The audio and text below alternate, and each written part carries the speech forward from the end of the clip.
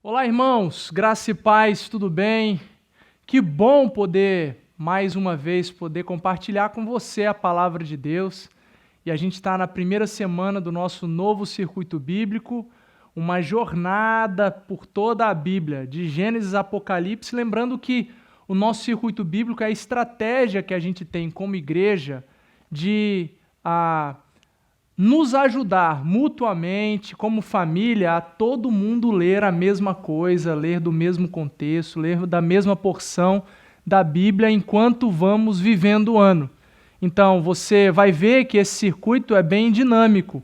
Nessa semana, por exemplo, a gente está lendo Gênesis e Salmos, intercalando.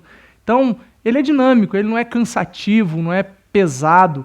E você vai ler de segunda a sábado, tendo o domingo, abre aspas aí, de folga, ou o domingo, onde você vai correr atrás do prejuízo e ler aqueles capítulos que você deixou passar por algum motivo de trabalho ou qualquer outro que seja. Então, vem com a gente nessa jornada, tem o nosso circuito no site da nossa igreja, tem a versão digital, tem a versão em português, tem a versão em inglês, tem a versão para você imprimir, caso você queira imprimir, tem tudo no nosso site, então você pode entrar churchofthecity.us e baixar qual o tipo do circuito que você vai querer seguir com a gente. Então, vamos lá? Primeira semana do nosso circuito e eu quero ler com vocês o relato da queda. E hoje nós vamos falar, o tema da nossa conversa é pecado é pecado. Ponto final, né, pessoal? Pecado é pecado. É sobre isso que a gente vai conversar, baseado no relato da queda de Gênesis capítulo 3. Mas antes, a gente vai orar pedindo sabedoria e graça do nosso Deus nesse tempo de conversa. Vamos orar? Papai, obrigado por esse dia, obrigado por esse momento, por essa hora que estamos juntos aqui para compartilharmos, para falarmos da Tua palavra, da verdade bíblica, onde encontramos tudo o que precisamos para viver. Na Bíblia, encontramos você, e você é tudo o que a gente precisa para viver a vida. Muito obrigado por se revelar através da Tua palavra. Obrigado por nos dar da Tua palavra para que a gente tenha acesso e conheça mais você. Eu peço que o Teu Espírito Santo, nesse dia, nessa hora, que esse meu irmão, minha irmã, essa pessoa que está assistindo esse estudo, se encontra, que o Teu Espírito Santo possa nele fazer morada e nele trazer aquilo que é personificado da Tua palavra para ele. Eu clamo por misericórdia e que o Senhor santifique cada um de nós, santifique a Tua igreja, santifica a nossa vida, por louvor e glória do Teu nome, em nome de Jesus. Amém. Amém. Gente, é comum hoje em dia nas igrejas não se falar muito de pecado, porque parece que falar pecado ou falar dos pecados ficou queimação de filme para a igreja cristã, né? Então, não se fala nem de pecado, nem que pecado é pecado e nem que o pecador precisa de arrependimento. Não se prega tanto sobre arrependimento, mas se prega bastante sobre você vai vencer, você vai se dar bem, você vai conseguir, fica firme e etc. e tal. Isso tem o seu lugar.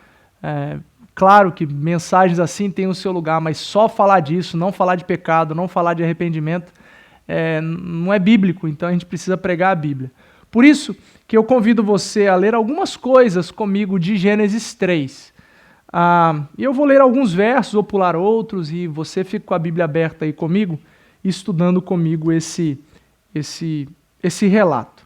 Lembrando que Gênesis 1 e 2 fala da criação do mundo, de Deus criando todas as coisas através da sua palavra, e viu tudo que era bom, criou o homem, criou a mulher, criou Adão e Eva, descreve um pouquinho de como foi a criação de Adão, criação de Eva, viu que o homem estava só, e aí fez do homem a mulher, e a chamou de ajudadora, enfim, chegamos no capítulo 3.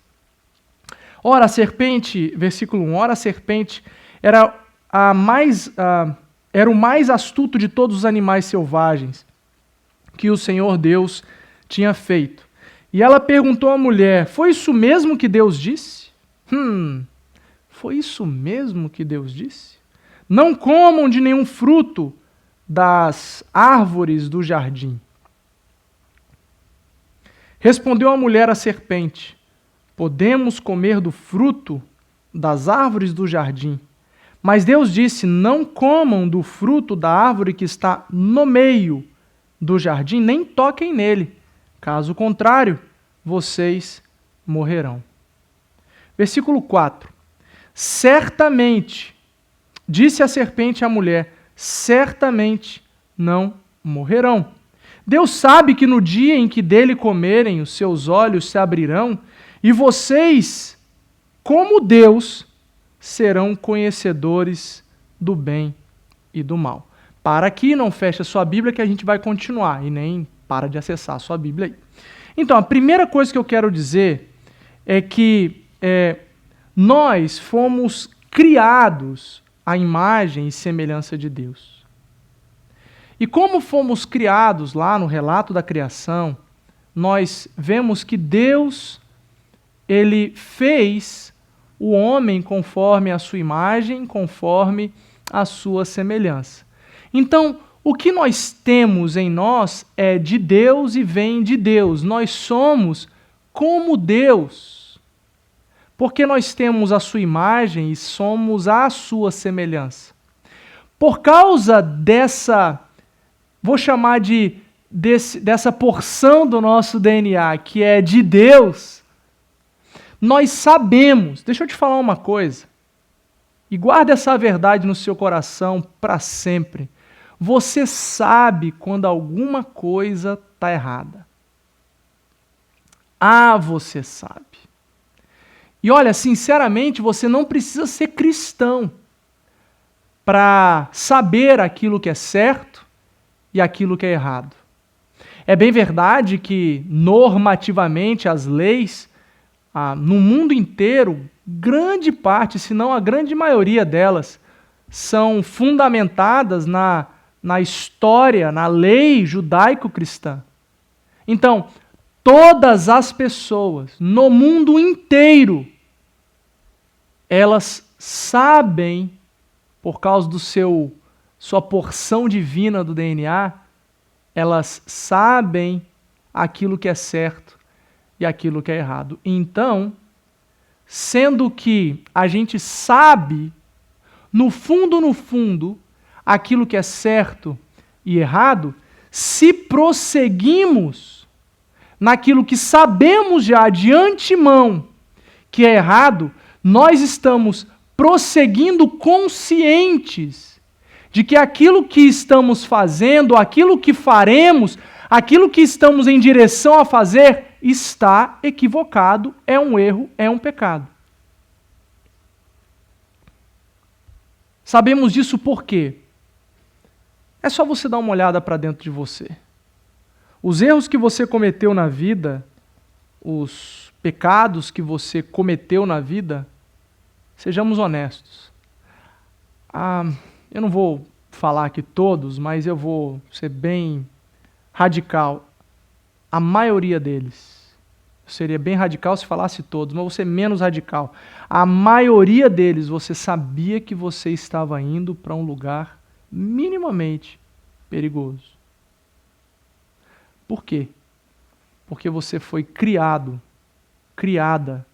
à imagem e à semelhança de um Deus que é puro, que é santo, que não coexiste, não coabita, não permanece no mesmo lugar, impuro, sujo, pecaminoso.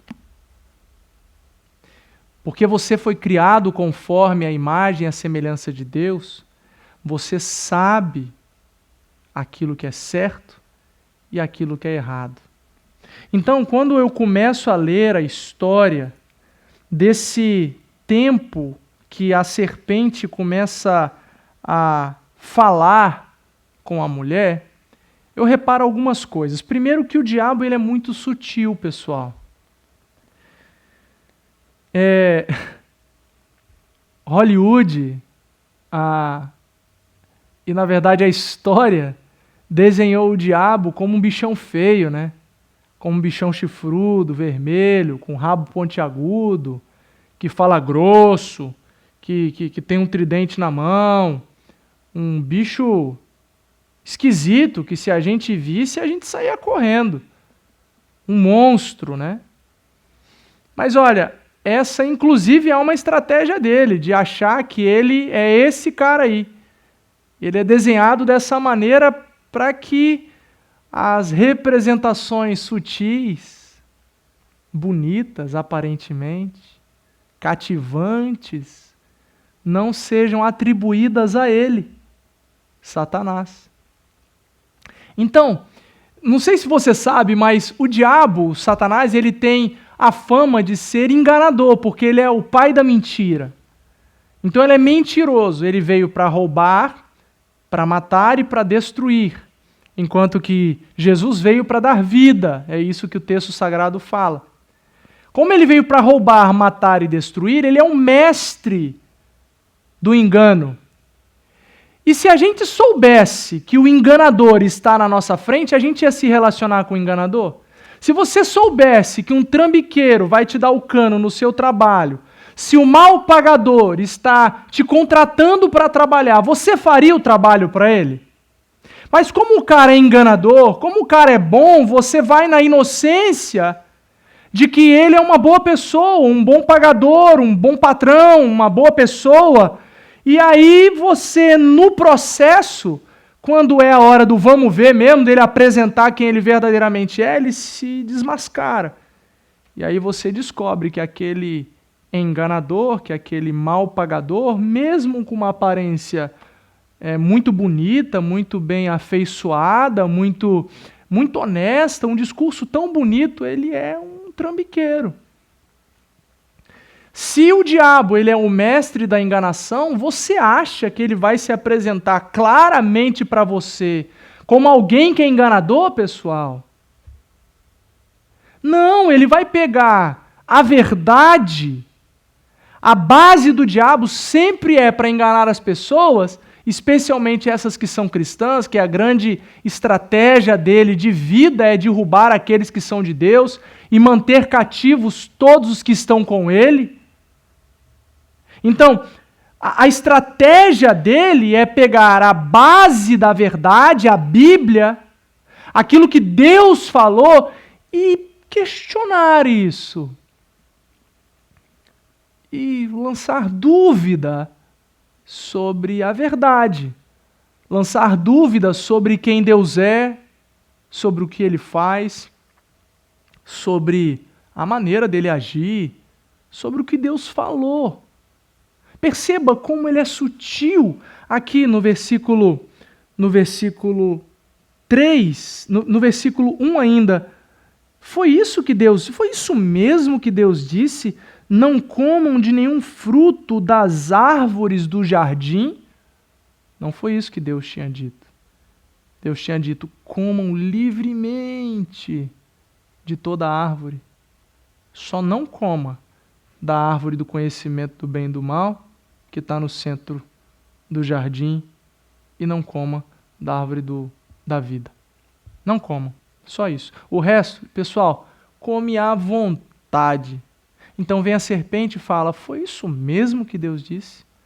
Não comam de nenhum fruto das árvores do jardim. E a mulher, na inocência, não sabia que estava lidando com o enganador, respondeu, podemos comer do fruto das árvores do jardim. Mas Deus disse, não comam do fruto da árvore que está no meio do jardim, nem toquem nele, do contrário, vocês morrerão. E aí vem o enganador, diante da resposta verdadeira. Primeiro ele causa dúvida à verdade. E ele vai fazer isso com você também como estratégia para derrubar você, derrubar a mim. Pega a verdade, traz dúvidas sobre a verdade, e aí nós damos uma resposta contundente para ele sobre o que é a verdade, e ele fala, não, certamente vocês não morrerão. Foi isso que a serpente disse para Eva.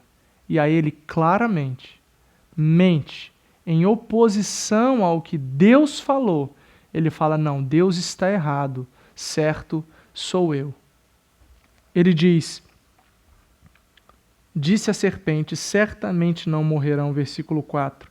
Deus sabe que no dia que dele comerem, seus olhos se abrirão e vocês, como Deus, serão conhecedores do bem e do mal.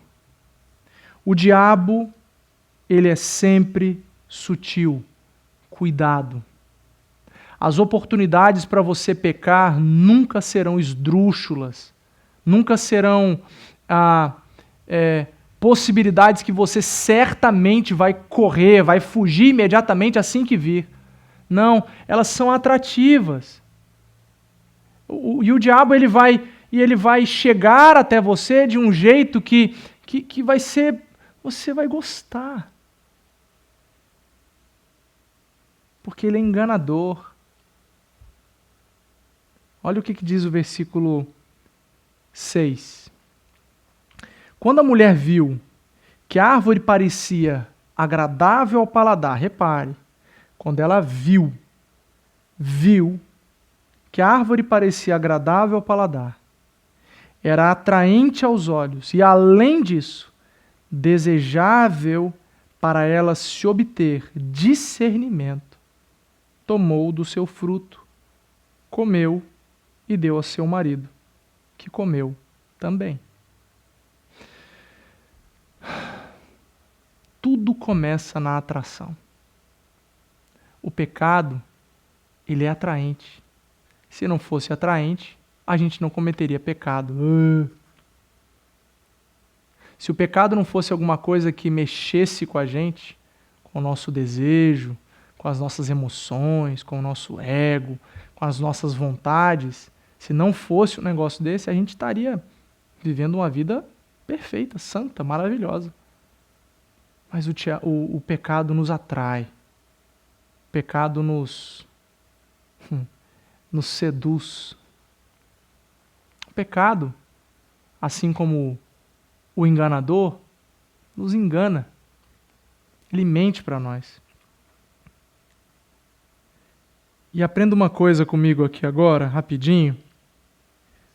Perceba que a mulher teve várias etapas para poder fugir do pecado. Mas ela escolheu caminhar ainda em direção ao erro. Primeiro ela viu que a árvore era agradável. Ela já sabia o que Deus já tinha falado para ela. Ela estava lá quando Deus disse. Ela sabia o que era certo e o que era errado. Foi questionado por Satanás, mas ela queria o fruto daquela árvore. Porque era atraente, então ela poderia, naquele momento que Satanás lançou dúvida e ainda disse que mentiroso é Deus, ela poderia falar assim, então sai fora, Satanás, sai fora, serpente, que eu vou ficar com o que Deus falou. Ela teve uma oportunidade. Depois ela viu que a árvore parecia agradável, ela poderia ter olhado para a árvore, desejado a árvore e falar assim, mas eu não vou comer desse fruto. Era atraente aos olhos, mas ela especialmente queria obter discernimento. A mulher queria saber das coisas. Ela queria saber mais do que precisava saber. Ela queria mais poder do que ela já tinha. Não somos nós todos assim? Não somos nós todos assim? Quantas vezes nós somos descontentes com aquilo que temos, com aquilo que possuímos, com aquilo que somos, sempre olhando para a grama do outro, sempre mais verde, querendo aquilo que a gente não tem, desejando aquilo que nem precisa ser nosso. Não somos assim também? A gente precisa se arrepender, pessoal. A gente precisa voltar-se para Deus, para aquilo que Ele disse na palavra e ficar na palavra e não deixar Satanás ficar colocando mentira na nossa cabeça. Porque a verdade é Deus, Deus é a verdade, Ele é toda a verdade. Aprendemos nisso e vivemos nisso. O que vem depois disso é mentira. E a gente rejeita. Seremos mais felizes assim, seremos mais contentes e não estamos querendo viver bem aqui necessariamente, porque se a vida fosse maravilhosa aqui, a gente não desejaria o céu. Pessoal, você não percebe isso? Que se a vida for boa demais aqui, a gente nunca vai desejar o céu, e a gente é estrangeiro nessa terra e precisamos viver para o céu. Por isso que o pecado em nós precisa causar nojo. O erro contra Deus precisa nos fazer vomitar de nojo. Porque não fomos criados para isso. Fomos criados para a glória e louvor do nosso Deus santo, puro, perfeito, que nos criou em pureza, em santidade, que nos gerou de novo em Cristo. Todos nós que nascemos de novo em Jesus, o convidando em confiança para viver conosco a vida inteira. Irmãos, definitivamente, nós não caímos no pecado, nós vamos caindo. Porque a mulher, ela teve oportunidade para poder recuar. Irmãos, pecado é pecado. Então, antes de você cometer, recue. Antes de você pecar, recua pelo amor de Deus e por amor a você mesmo. Depois que ela chegou perto da árvore, ela poderia ter parado ali. Ela não parou. Depois de ter tocado no fruto, ela poderia ter não puxado, mas ela puxou. Depois de ter o fruto na mão, ela poderia não ter comido, mas ela comeu. Depois de ter comido, ela não precisaria ter dado ao seu marido, mas para ele, ela deu. Agora o marido, por sua vez, poderia ter visto tudo isso e poderia ter pegado esse fruto e jogado fora, mas ele também escolheu comer do fruto. O silêncio do Adão é tão pecado quanto a mordida que ele deu no fruto. A omissão de Adão é tão pecado quanto o que a mulher errou, o que a mulher pecou. A gente não cai no pecado. A gente vai caindo. Deixa eu te falar uma coisa. Tudo bem que aqui a gente está falando de Adão e Eva. Mas e você? Você que é casado, casada, se permite conversa mole com as pessoas na internet, curte umas fotos que eu vou dizer, sendo carinhoso, minimamente suspeitas, questionáveis. Você sorri para as pessoas que trabalham com você de um jeito sedutor. Você gosta do olhar, como as pessoas te olham, te desejando. Você se veste para isso. Isso é pecado. Se você não vigiar e não fugir disso agora, imediatamente, amanhã ou depois você vai estar, provavelmente, na cama com alguém que não é o seu marido, que não é a sua esposa.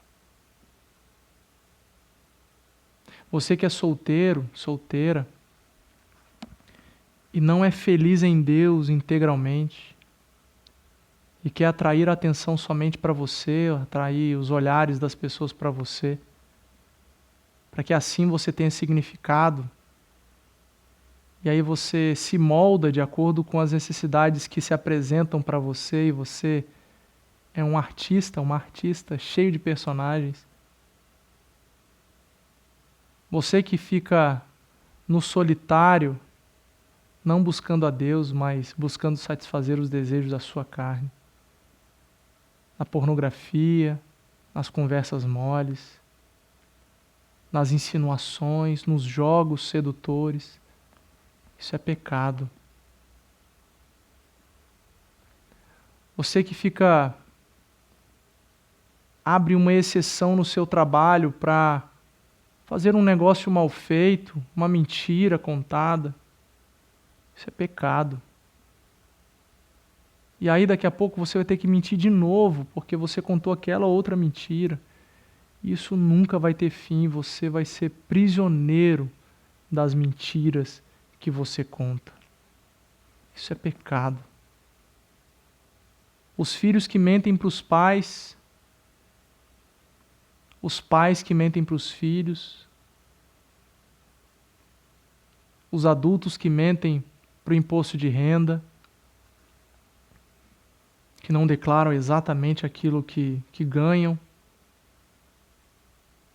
as pessoas que mentem sobre quanto ganham para poder receber seguro de saúde de graça, mentem nos hospitais, mentem nos lugares, mentem. Isso é pecado.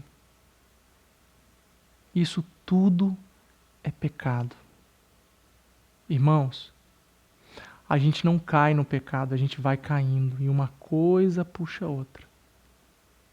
Um abismo chama outro abismo, uma treva chama outras trevas. É preciso acordar em santidade. É preciso se livrar daquilo que nos acorrenta. É preciso libertação em nome de Jesus. Para que haja libertação tem que haver verdade. A luz tem que chegar e clarear a escuridão, de cima para baixo, assim, ó. Aí tudo que está obscuro, tudo que está errado, tudo que é pecado vai ser visto. E aí precisa haver arrependimento. Aí a gente se arrepende. E sabe o que é mais delicioso?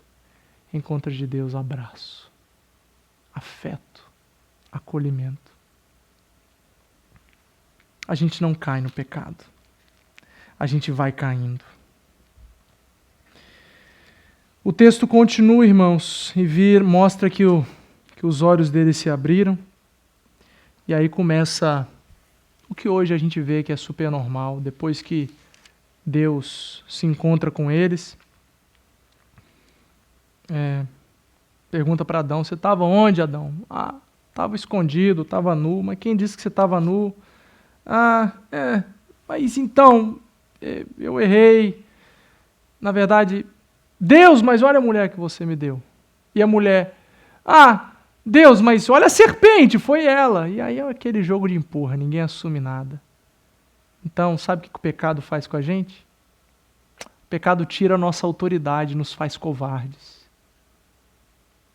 O pecado tira a nossa autoridade, nos faz covardes. É por isso que tantos pecadores gritam, falam alto, são arrogantes, são grosseiros, porque precisam mostrar a sua força no grito, enquanto que a autoridade jamais vem no grito.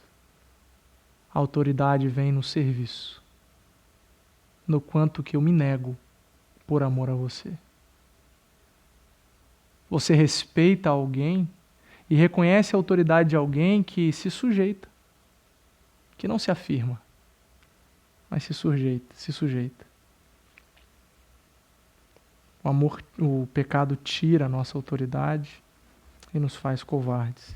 E por fim, ainda aqui no final do capítulo 3, onde Deus começa então a sentenciar a maldição à serpente, ele sentencia ela algumas coisas, declara algumas coisas para a mulher e também ao homem. Eu aprendo e eu ensino que o pecado sempre tem consequências. Sempre tem consequências. Então, a escolha de não pecar é estratégica. A escolha de não pecar é estratégica. Porque se você já sabe, por conta de quem você foi criado conforme a imagem e semelhança de Deus, se você já está vendo o pecado aí na frente, foge para lá, ué. Se você chegou perto demais, decida parar ali. Se você chegou a tocar, não pegue. Se você pegou, não coma. Se você comeu, não partilhe. Porque o pecado tem consequências. E a gente vai ter que lidar com elas.